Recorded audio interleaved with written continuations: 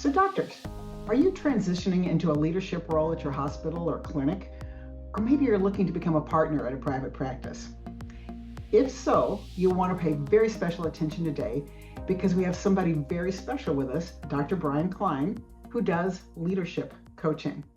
So, welcome back to More Money Minutes for Doctors. I'm your host, Katherine Vessenes. I'm also the CEO and founder of MD Financial Advisors. And before we get started, listeners, if you've got other questions, please reach out to us at info@mdfinancialadvisors.com. And before we get to Brian's very interesting information about how to become a leader when they didn't teach you that in medical school, our friends at the SEC have a few disclosures they'd like me to make. Yes, Brian and his lovely wife are current clients of ours. And Brian, did I pay you anything or give you anything of material value to record this video today? No. And by the way, he didn't pay me either. I just think this is such an important topic. We wanted to get this information out to everyone. So thank you for that. All right, Brian. So can you give us a quick background about who you are, how many years you've been into practice, and how you got into this really interesting side gig? Sure. Thank you again for having me. This is really a privilege and an honor. Oh, thank you. Yeah, so as you mentioned, my name's Brian Clyne. I'm an emergency physician. I have been, oh boy, years of practice. I'm 25 plus years post-residency. My career has been overwhelmingly, predominantly, exclusively in academic emergency medicine. So a lot of the work, in addition to clinical work that I do, has been around medical education, career development, and I've always had an interest in leadership development, and I think that formed during phases of my career where I was asked to serve in leadership roles that I felt unprepared for, and so I embarked on a lot of self-study around what it is to be a leader, and I sort of that's been a source of interest of mine over time. And so fast forward, I mentioned one of those experiences happened about I don't know, probably 6 or 7 years ago, and I was asked to serve in a role that for the first time ever, I enlisted the help of a leadership coach. And some of your listeners may have some familiarity with like leadership coaching, performance Right. coaching, executive coaching.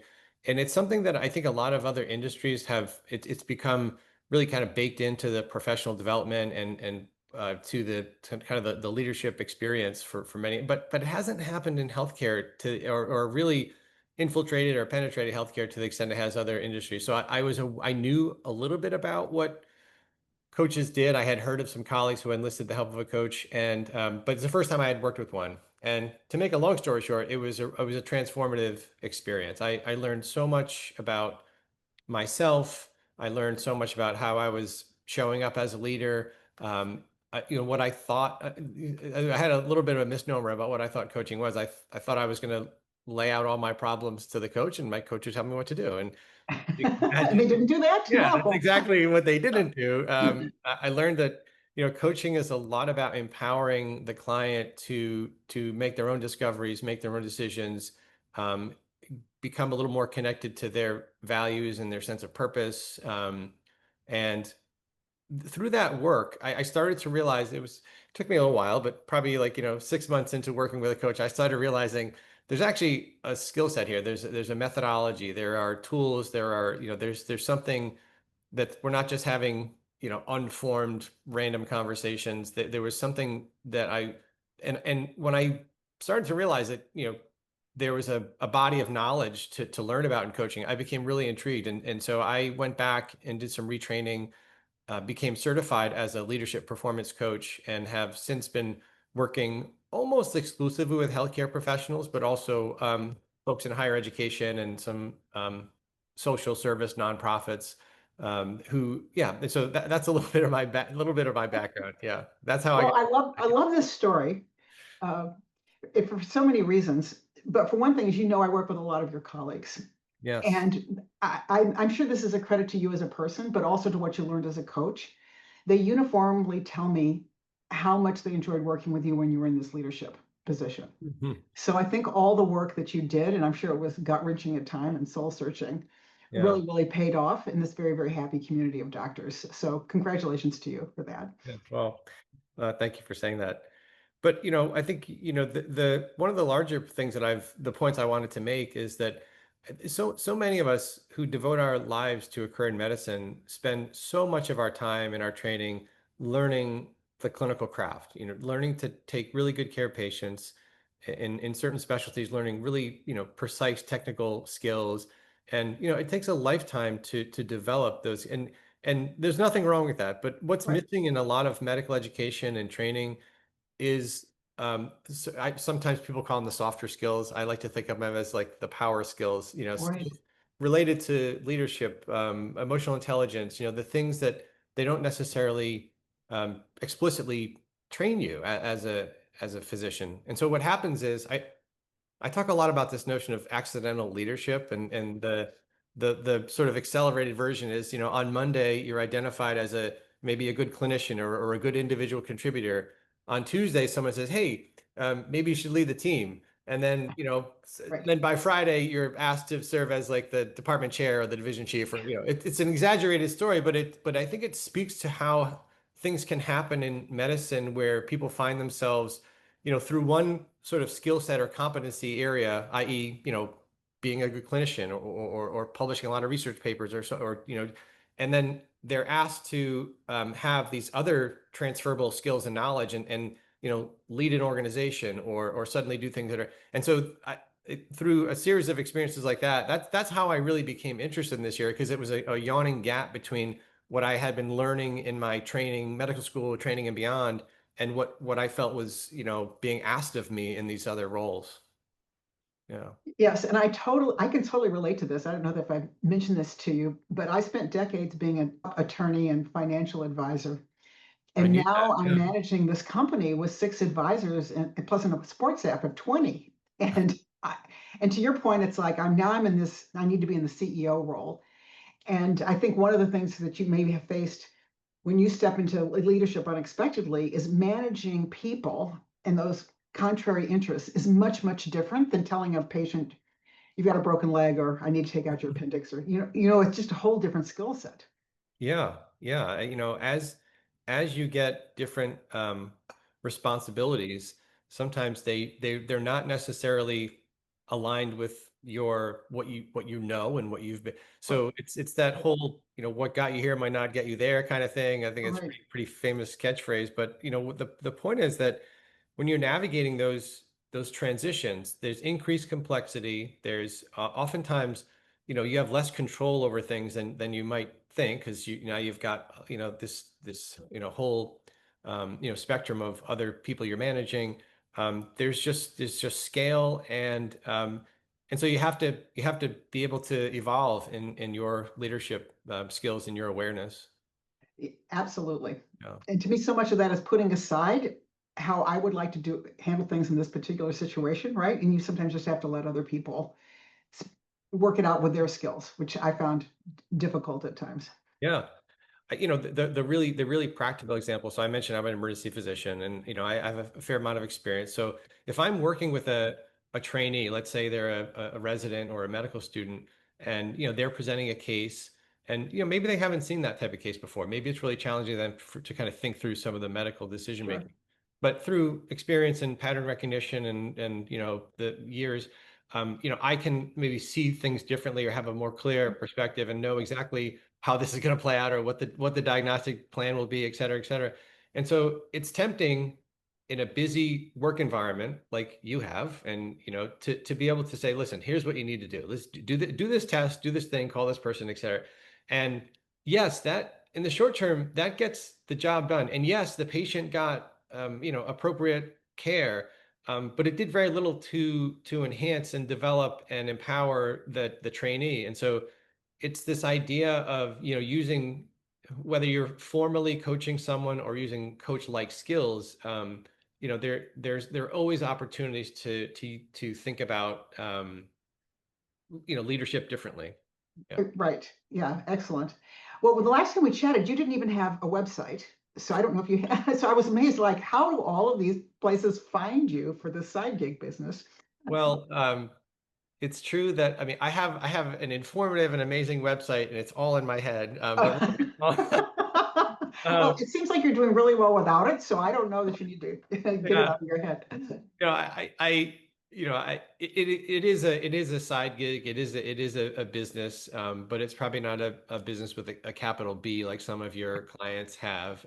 Sure. It's something where I have kind of a steady trickle of clients, and I do some independent contract work for some other organizations, but it's a small percentage of my effort, but yeah, the best way to reach me is just simply via email, and it's my name, Brian Clyne, no parentheses or anything or periods, brianclyne@gmail.com, and yeah, that's probably the best way to. And this Clyne is Yeah, Clyne, Clyne. Yeah, not the other kind of Clyne. not a So comic. tell us a little bit about your program then. How does that work? Yeah, so people, especially healthcare professionals, they come to coaching for different reasons, and increasingly you're finding people that are coming to coaching not because they're in a failed state or being remediated or needing to fix something. It's because they're actually realizing that we don't always have the innate or natural um, ability to develop our leadership skills on our own. And by definition, we all have these blind spots. And so, people are coming to coaching because they're doing well, but they really want to optimize. They want to reach their full potential. So I find that the clients that seek me out, and I feel like the ones that I add the most value to are the people that I've had like the kind of mirror-like experiences, like they're newly transitioned, say they're like a junior faculty member who's now becoming a residency program director, or they're a mid-career faculty who's taking over a large division, or even senior faculty who are now at an executive level, and they're having so those transition points, which can be really fraught and disorienting and Right. stressful. Scary. Yeah, I find anyway, those are the people that are seeking me out. And so we call it a program, but coaching is essentially a series of conversations. They're different kind of conversations that you might have with like a mentor.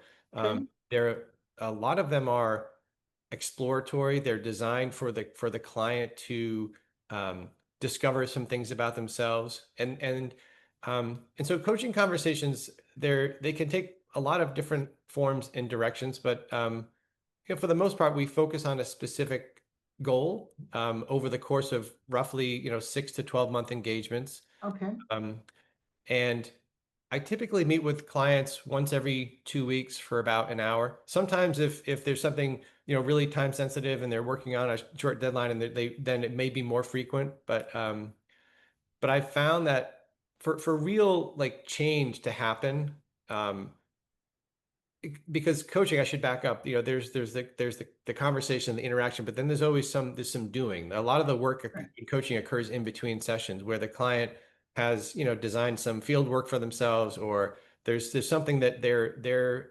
committed to do to moving forward. And so if you meet every week, there may not be enough time to achieve Right. those things. And if you meet every month, you might lose momentum. So I've found that a cadence of about every 2 weeks is useful.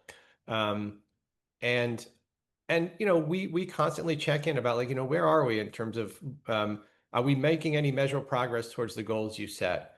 And ultimately, if we agree that that is the case, and they've gotten what they need out of coaching, then the idea ultimately for coaches is to not create dependency, but Right. to end these relationships in a positive way. So however the client's defining success, if you can reach it and achieve it, then that's when the coaching is usually most satisfying, and they can move on.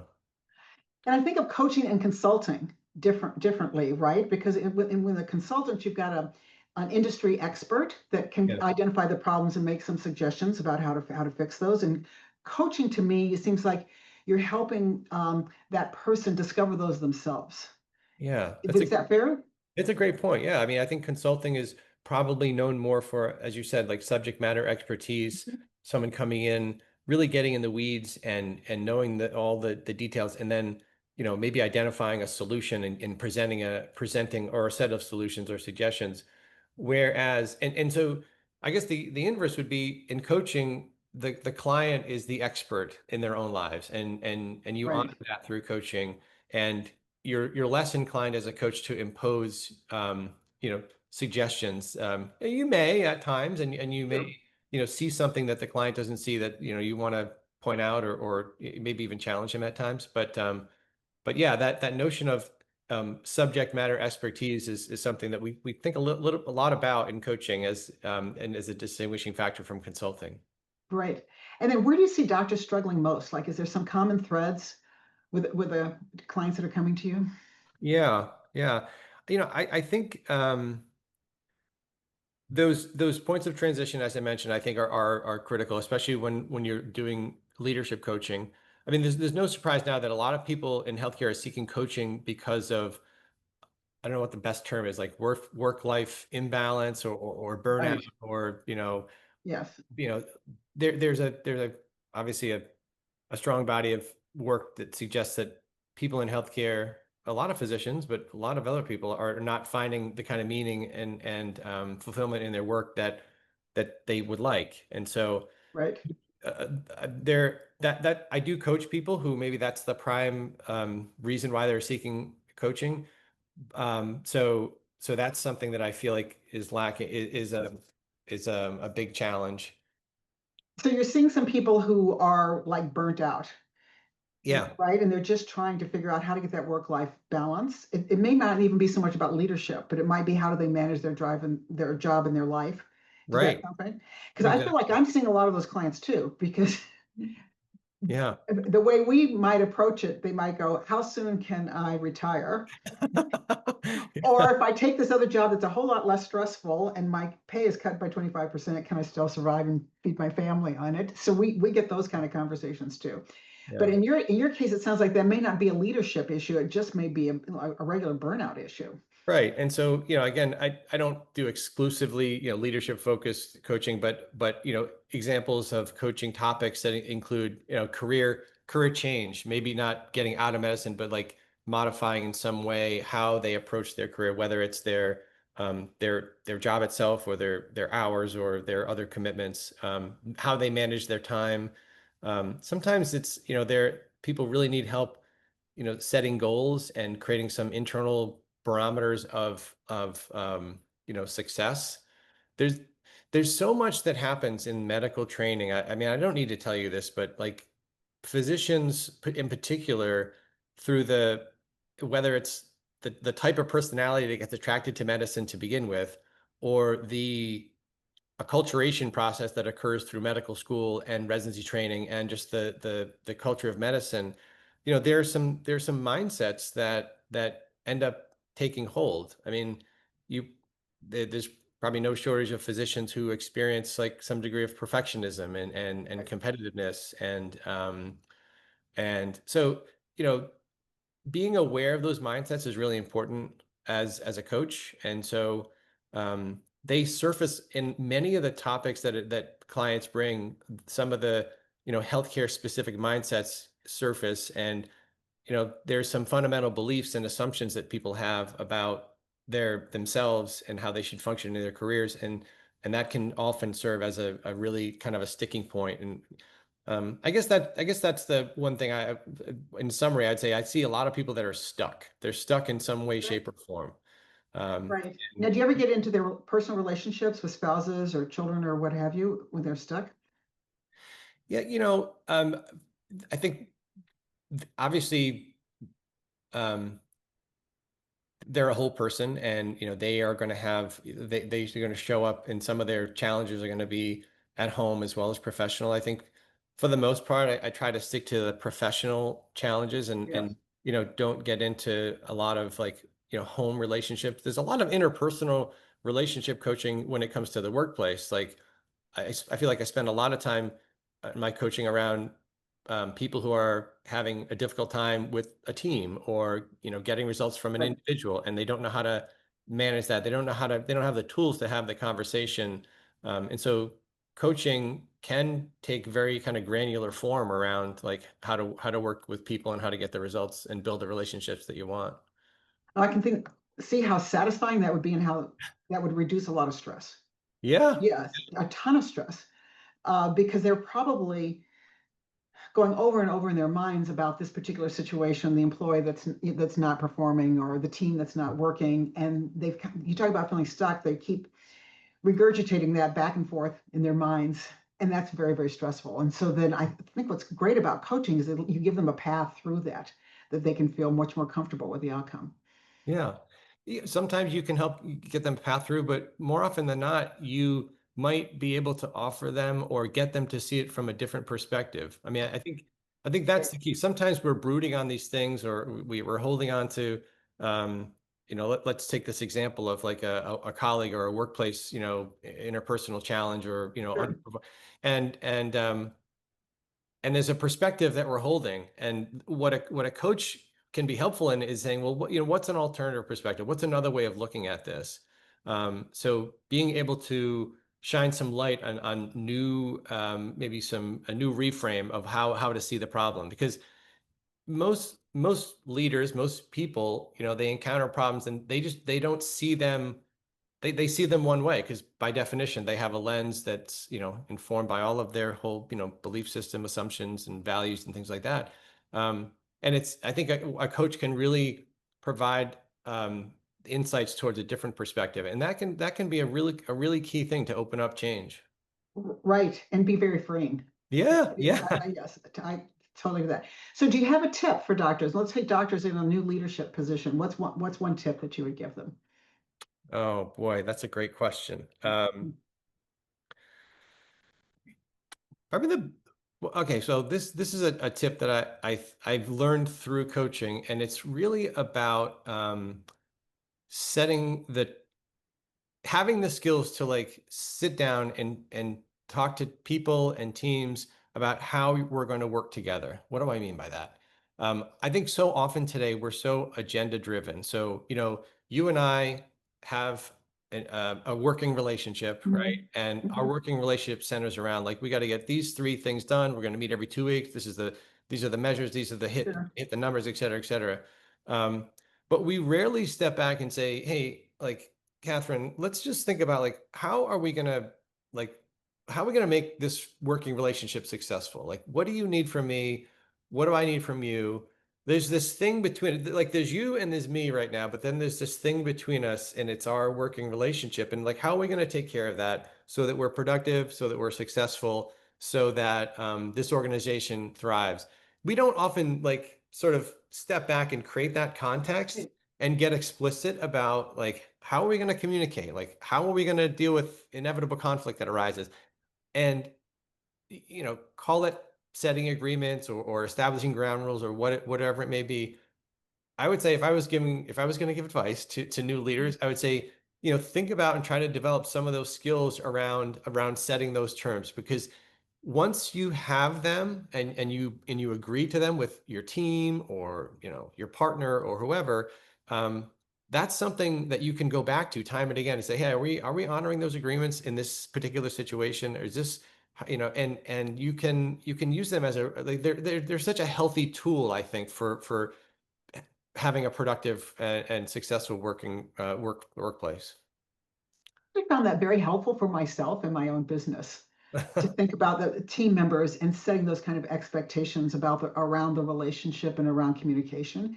It's Yeah. not something I've thought about before, but that was very helpful to me personally. So thank you. Oh, well, you're welcome. Thank you for that.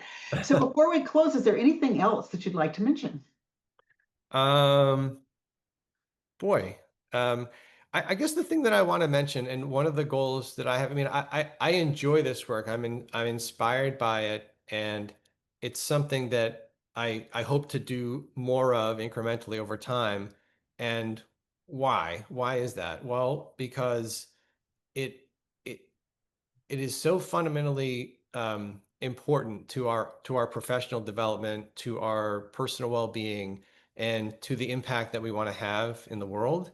Right. And I guess what I want to say is that if you're listening to this and you are a healthcare leader, you're in a position of creating or offering a coaching program to members of your practice or your team or your hospital, this is we need to get to a point where coaching is like in the water. It's baked in. It's what is it like Yes. fluoride in the water. It's something Yeah. that is so accepted and integral to um, our lives.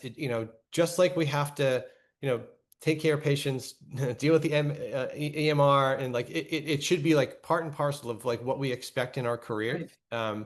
And so that's the ultimate goal, is to really kind of penetrate coaching as a tool for personal professional growth. And I hope that if anyone's listening and has the capacity to help disseminate that's where this goes. I would love to see that because I think as a profession, doctors are extremely stressed. Yeah. And as you know, the numbers talk about how there's so much burnout there. And I think your proposal for changing how the industry looks at this, I think could really, really reduce those stress levels Yeah. immensely. Yeah. The other thing is, as the financial advisor side of this that we haven't really talked about is how excited I was that you have a side gig that's like your passion project.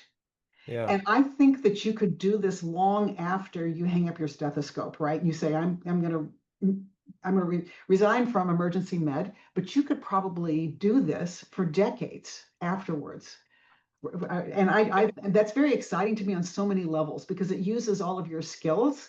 As you know, the longer you work, the longer you live. So, it keeps your brain sharp Yeah. and it gets some extra income in retirement. I think I'm very proud of you for doing this. Well, thank you. I imagine a future where this takes, a little bit more of my time and effort, and maybe a little bit less in emergency medicine. But I still like what I do. But sometimes I talk about this different. Like, there's a really sharp contrast between what I do in my day to day in the emergency department and what I love about Yeah, coaching. And I give you this kind of quick like analogy, like when people are at their steady state and baseline health, and then something happens, they come to the emergency department, they might see me, and at best I might be able to get them back to that steady state. And what right. what I love and what inspires me about coaching is like meeting people who are here and getting them here, uh, Yes. To a beyond much higher even, level. even beyond what they ever expected. And so that's the kind of thing that excites me and keeps me going. And yeah, I hope to be able to do it well into the future. Well, I'm excited you're doing this. I'm excited for the people who get a chance to work with you. And just a reminder to get a hold of Brian, you want to tell them your email address again, Uh, Brian Clyne at gmail.com. right? It's Well, BrianClyne. excellent. Very good. So thanks again for joining us today, Brian. Such great information. I hope our listeners can really, really take this to heart. Oh, And for those of you who are listening fun. today, if you have any other questions for us, you can please reach out to us at info@mdfinancialadvisors.com.